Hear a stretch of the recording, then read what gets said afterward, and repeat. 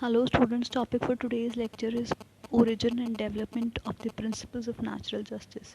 You all know the principle of natural justice constitute the basic elements of the fair hearing, having their roots in the innate sense of man for fair play and justice, which is not the perverse of any particular race or country, but is shared in the common by all the men.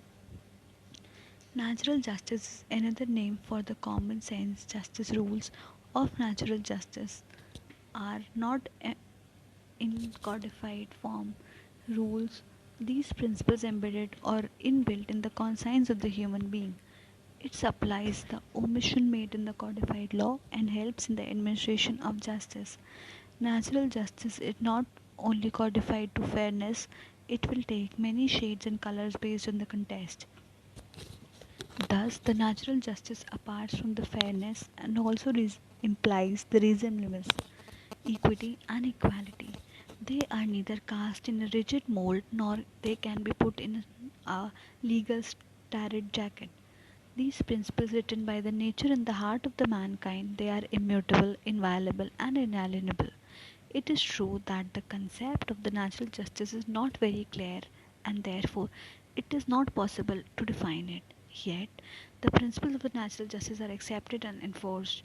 In Rich versus Baldwin Court observed that in the modern times it has been sometimes expressed to the effect that natural justice is as vague as to be practically meaningless. But I would regard these as tainted by the fallacy that because something cannot be cut and dried.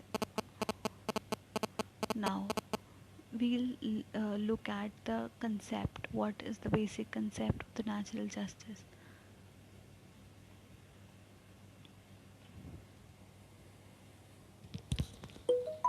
The principles of natural justice were associated with a few accepted rules which have been built up and pronounced over a long period of time.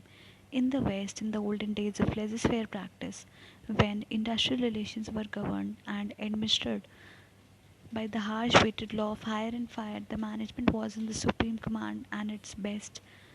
With the passage of time, expand notions of social justice developed and the expanding horizons of socio-economic justice.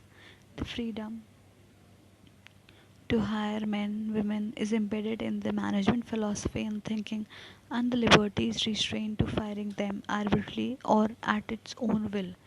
The passage that demonstrates the rule against bias, like the Herring rule, was treated as an expression of the natural law, regarded by the Roman legal scholars as that ideal body of right and reasonableness principles which were common to all the human beings.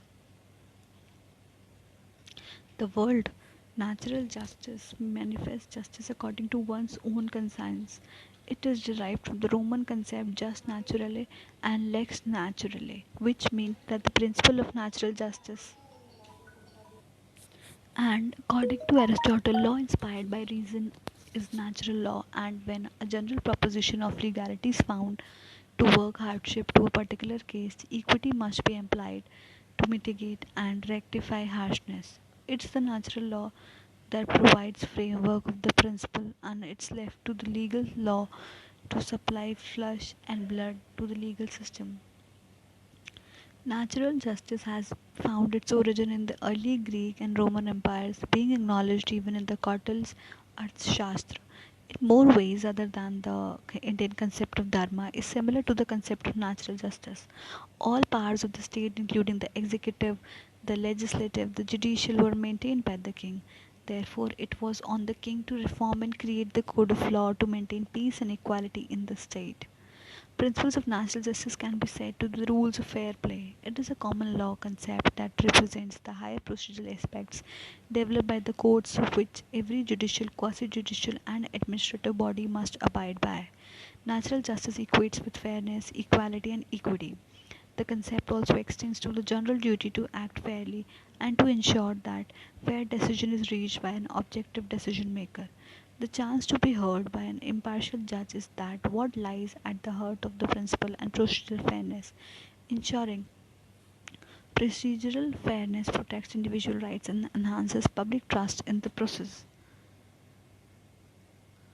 These principles have been laid down by the court, being the minimum protection of the rights of the individuals against the arbitrary procedures and to halt the misuse of powers vested in the authorities. In Kesar Enterprises Limited versus State of UP, it was also held that the aim of the rule of natural justice is to secure equity and fairness and to prevent the miscarriage of justice. The principles can also be divided into two parts, that is rule of against biasness and rule of hearing. We'll discuss it in other future lectures. I hope the concept must be clear to you. Thank you.